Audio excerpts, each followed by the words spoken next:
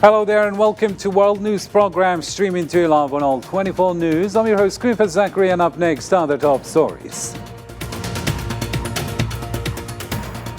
68 martyrs in 7 new Zionist massacres in the Gaza Strip. Mass graves found at a Shifa medical complex and central and southern areas are all struck by airstrikes, worsening the crisis.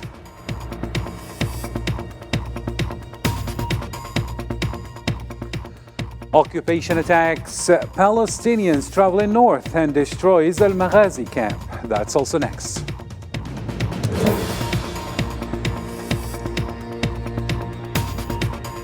Coming up as well, occupation escalates crimes in the West Bank. A boy murdered and 2 injured in Nablus, while 25 Palestinians were arrested. Meanwhile, the Arab League condemns the Zionist settler attacks.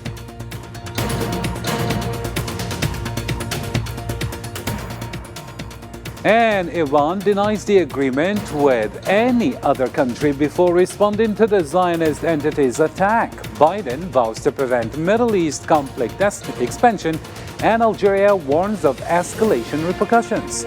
We've got all the details right after the break.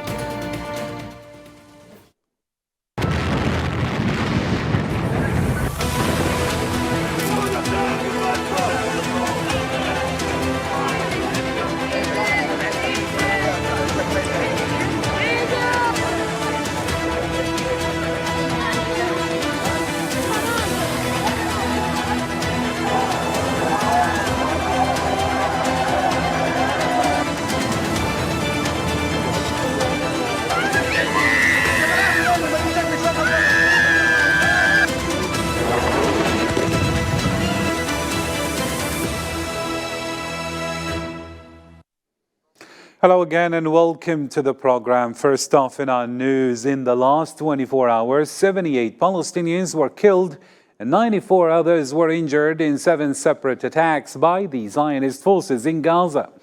The death toll hints from the Zionist aggression since last October has reached over 33,000, with more than 76,000 wounded. Some victims remain trapped and unreachable by rescue teams.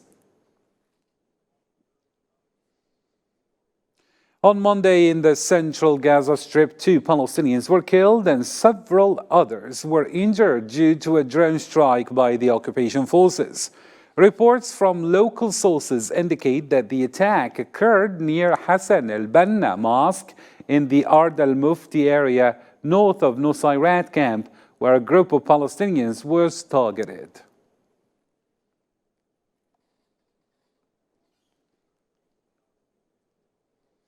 Malak Mohammed Haniyeh, the granddaughter of Hamas political bureau chief Ismail Haniyeh, succumbed to injuries sustained during a recent Zionist raid that targeted a vehicle carrying her and her family members in a beach camp. This incident brings the total number of martyrs from her family to 7, with 10 others dying in earlier raids.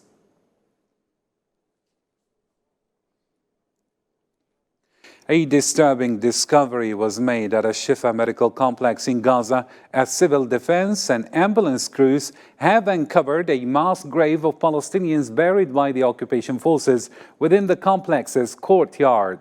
The Palestinian Ministry of Health in Gaza has confirmed that the cemetery holds the bodies of martyrs who were executed during the occupation forces raid on the hospital. Additionally, the Gaza Media Office has reported the recovery of 9 martyrs' bodies, including patients who were seeking medical care at the complex. Unarmed civilians attempting to return to Gaza City and northern region face grave danger as Zionist occupation forces unleash heavy fire along Rashid Street. The ruthless targeting by occupation soldiers puts Palestinian civilians at risk. Let's find out more with Osama Ayadi now.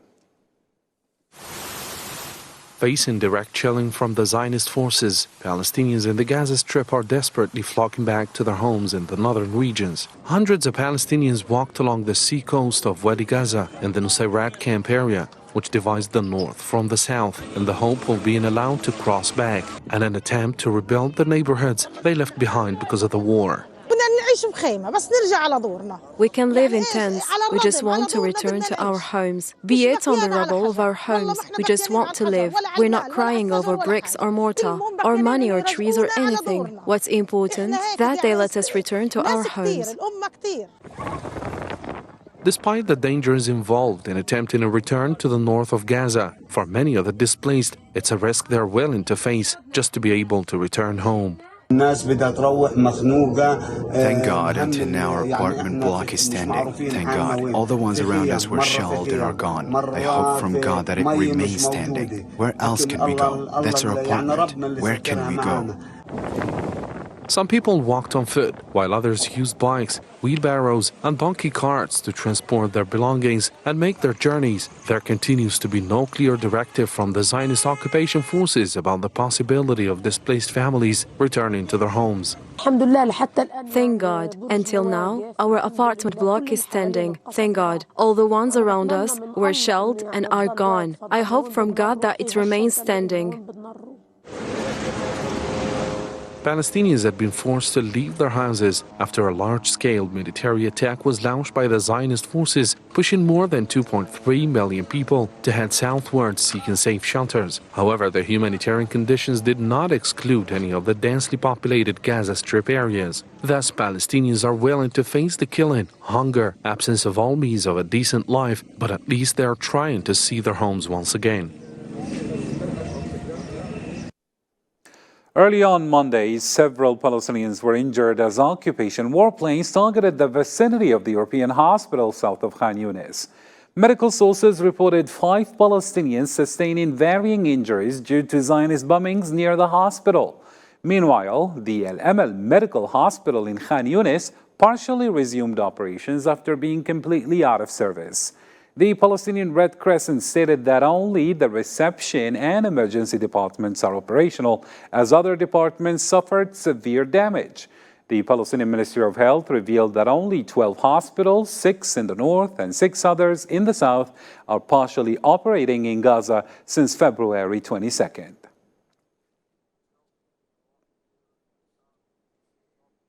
Occupation aircraft carried out airstrikes targeting homes and buildings in Al Maghazi area of the central Gaza Strip, completely destroying them overnight.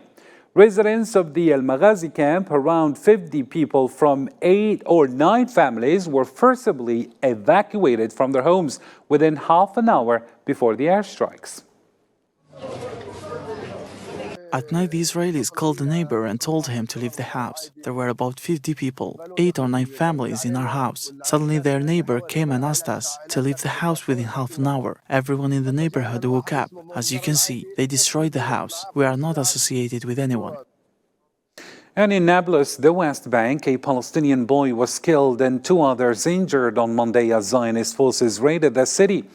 17-year-old Yazan Shteye was fatally shot in the chest, while another youth suffered critical injuries to the chest as well, abdomen and foot, and a third was injured in the foot. Special Zionist forces entered Al Marij neighborhood, firing live bullets and tear gas at Palestinian youths.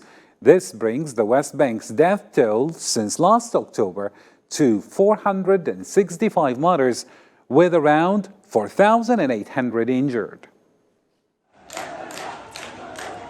The Jews attacked them in a Rahma mosque. They started beating them, the women and the children. And my son came home barefoot and all blue. Batons were marked blue on his skin. Since that day, he became against the Jews. He started to go to any confrontation. Zionist forces have recently arrested at least 25 Palestinians in the West Bank, including a girl and a released prisoner. This adds to the over 8,200 detainees since last October.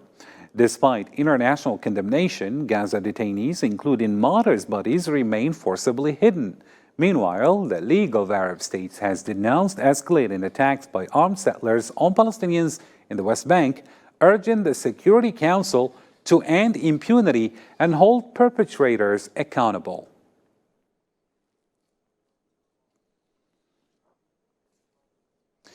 Dozens of activists worldwide rallied in support of Palestine on International Economic Blockade Day. In Barcelona, Spain, protesters targeted the port to denounce economic ties with the Zionist occupation. Similar actions were attempted at ports in Belfast, Northern Ireland, and Athens, Greece, urging the cessation of economic relations and blocking goods transportation to the occupation.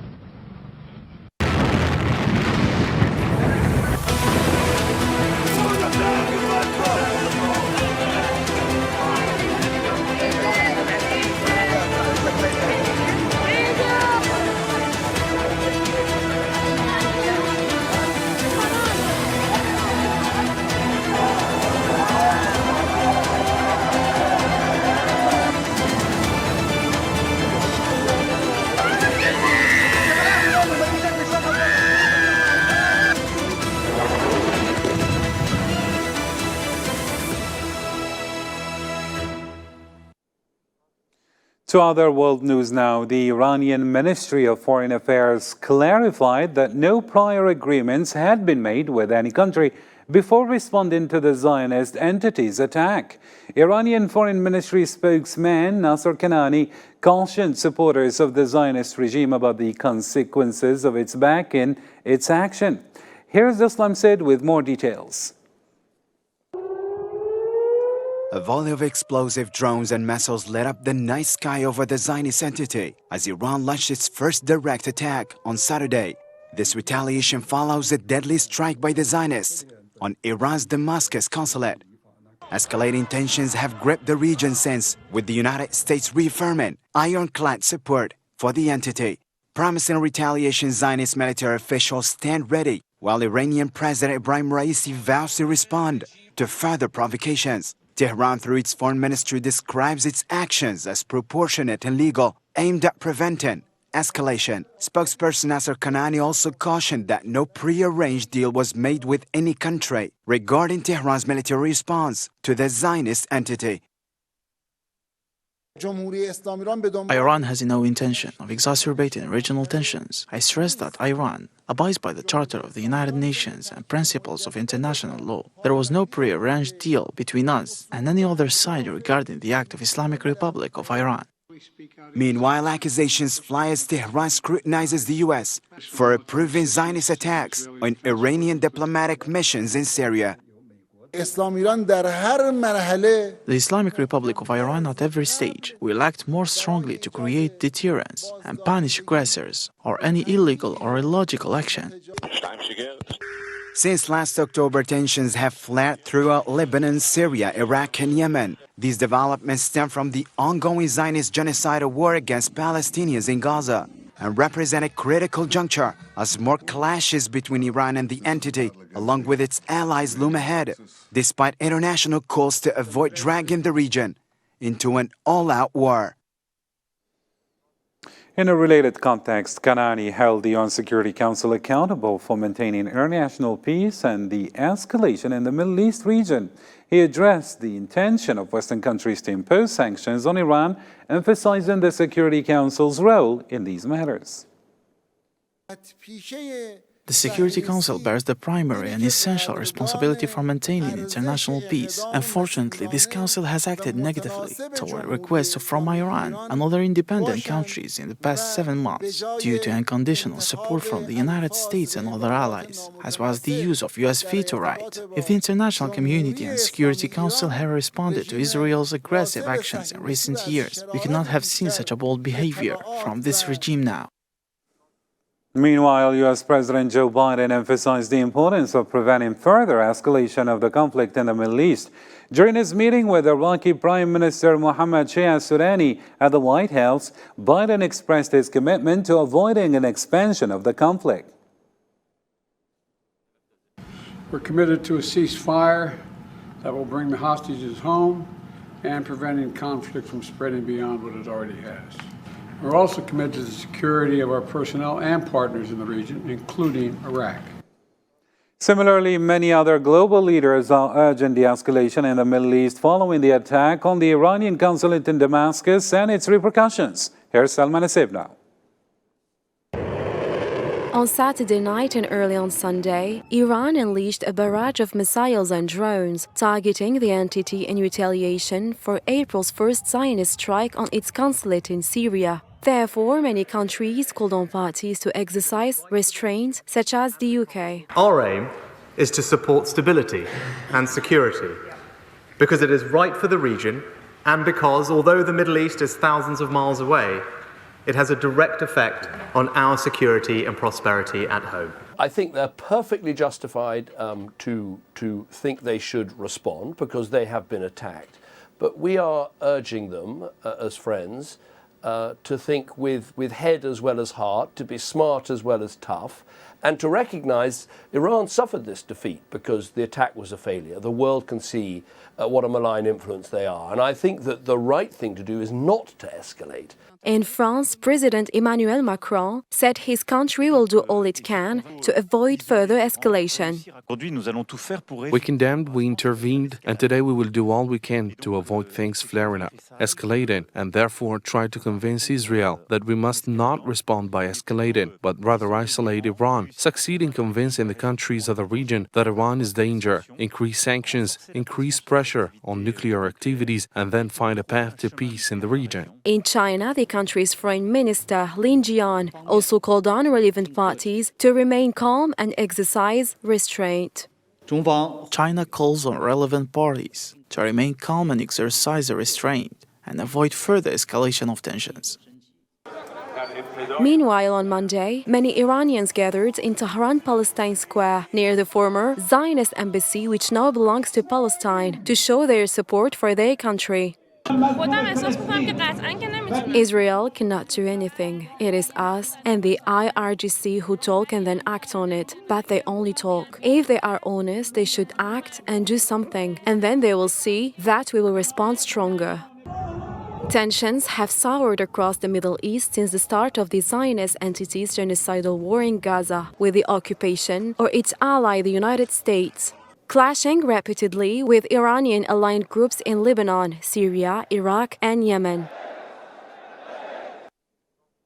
During an emergency UN Security Council, Nassim Gawawi, the Deputy Permanent Representative of Algeria to the United Nations, cautioned against the dangerous escalation in the Middle East and its potential impact on regional and global security.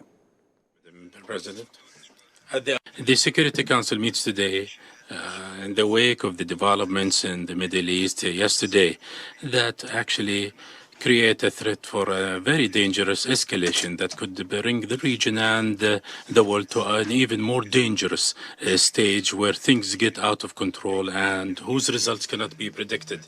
My country, Algeria, is following these developments with utmost concern and interest and warns against grave consequences should the circle of conflict in the Middle East broadens. That's why we call upon all parties to practice self-restraint and avoid escalation. Gawawi also highlighted that recent developments should not overshadow the crimes committed by the occupation in Gaza or be used as a pretext for a ground attack on Rafah. Today we are at a crossroads. Either we hold tight to the international law without any adaptation or cajoling or blandishment, or we risk being submerged into chaos and lack of stability. The crises in the Middle East are part and parcel of each other, and they are all interrelated, and that's why the root causes should be addressed, and the root cause is the Israeli occupation. The recent developments cannot overrule or cover the central question, which is the aggression on the unarmed Palestinian people in Gaza. To another matter now, Russian Deputy Foreign Minister and Special Representative Mikhail Bogdanov expressed Russia's gratitude for the strong ties with Algeria during a meeting with Algerian President Abdelmajid Tebboune. Bogdanov emphasized mutual respect and robust political coordination between the two countries. The meeting was attended by Algerian officials, including the Director of the Presidential Office and the Secretary General of the Ministry of Foreign Affairs. I had the immense honor to meet with the President of the Republic, to whom I convey the greetings of the Russian President Vladimir Putin. We welcome the level reached in Algerian-Russian relations. In June of last year, the President of the Republic, Abdelmajid Tebboune, made an official visit to Russia, during which the declaration of deepening strategic partnership between Algeria and Russia was signed. There is mutual respect between the two countries and great political coordination, taking into account that Algeria is a non-permanent member of the Security Council. Russian Special Representative Mikhail Bogdanov expressed Russia's commitment to continuing its partnership with Algeria after a constructive meeting with Algerian President Abdelmajid Tebboune. There is a will for the Russian leadership to continue in this partnership. Thus, we have a large horizon. We thank Mr. the President for this constructive meeting. We hope for development in the Algerian-Russian relations, and we will continue working together. Army General Said Shingriha, Chief of Staff of the National People's Army, met with Mikhail Bogdanov, Russian Deputy Foreign Minister and Special Representative of the Russian President in the Middle East and Africa. The meeting, held in Algiers, included discussions on common interests and viewpoints, attended by senior military officials from both sides. Algeria and Russia explored avenues for bilateral cooperation in alignment with the Strategic Partnership Declaration signed in Moscow in June 2023. Lounes Magraman, Secretary General of the Algerian Ministry of Foreign Affairs, co-chaired the second session of the Algerian-Russian political consultations with Russian Deputy Foreign Minister Mikhail Bogdanov in Algiers on Sunday. The discussions covered various regional and international topics of mutual concern. Algeria signed an agreement on Monday to host the fourth edition of the Intra-African Trade Fair next year. The Algerian Minister of Trade and Export Promotion, Taib Zitouni, believes this will position Algeria as an economic center for African countries in 2025. Here's Zahra Farjani. Algeria is holding the most significant trade and investment gathering in Africa in 2025. This comes after winning the bid to host the African Intra-Trade Fair, supported by its rich infrastructure, logistical services, and sustainable experience in hosting prominent global events in recent times. We have implemented various mechanisms and possesses the qualifications and attributes necessary to meet the standards of the IATF 2025 and accomplish its objectives. We have historical, economic and interconnected ties with the African continent. Additionally, Algeria's international standing and commitment to peace and stability position us geographically to foster economic and trade dynamics that will help us realize our objectives.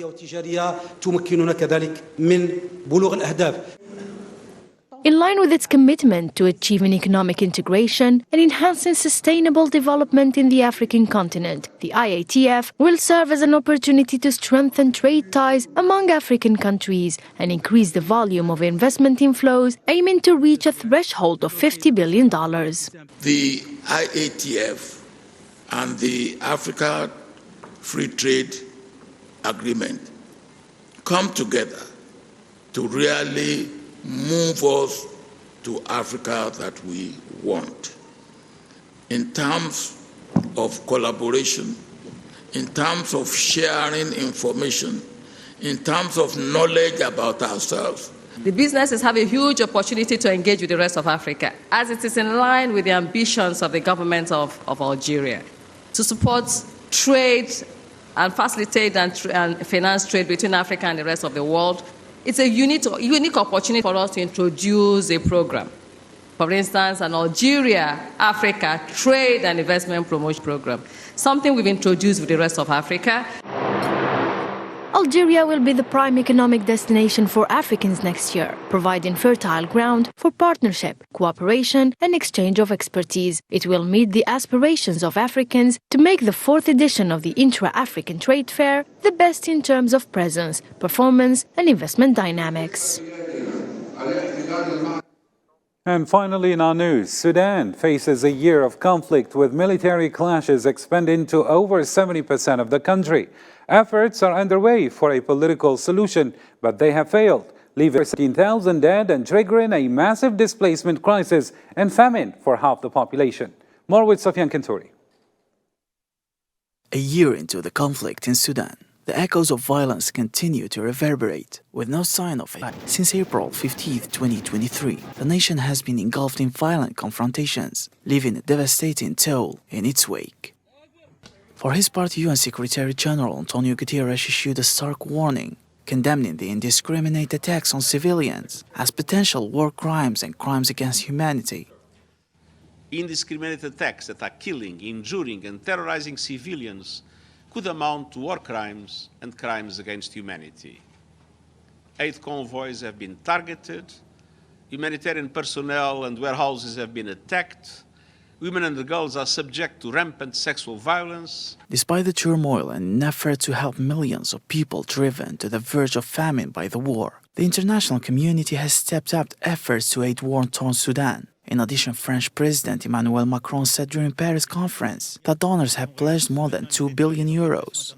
Aujourd'hui, d'importants moyens ont été mobilisés grâce à vous. Today, significant resources have been mobilized thanks to you, and in total, we cannot announce that more than 2 billion euros would be mobilized for the women and men of Sudan. Before this conference, we had a commitment of 190 million euros. This evening, we are 2 billion euros for Sudan. Germany joins the chorus of support, offering a 244 million euros additional humanitarian aid to the struggling nation. They need food, nutrition, clean drinking water, baby food, medicines, clothing, schools, emergency accommodation, and actually, above all, psychological treatment. Germany will therefore today make a further 244 million euro in humanitarian aid available to provide these people with what is needed for survival. However, amidst the pledges and conferences, the reality on the ground paints a stark picture. Life in Sudan became unbearable, and people feel abandoned, forgotten by the world. All countries of the world are busy with the rest of the world, but we are third world countries. No one is concerned about us. That is why we all suffered, honestly speaking. We hope that people will stand with us. As the conflict enters its second year, the balance of power remains precarious, with neither side gaining a decisive advantage. On the other side, Sudanese people's hope remains a distant beacon as they endure the trials of war and yearn for the dawn of peace. Well, that's the end of our news. Thank you for tuning into our channel. Until next time, take care.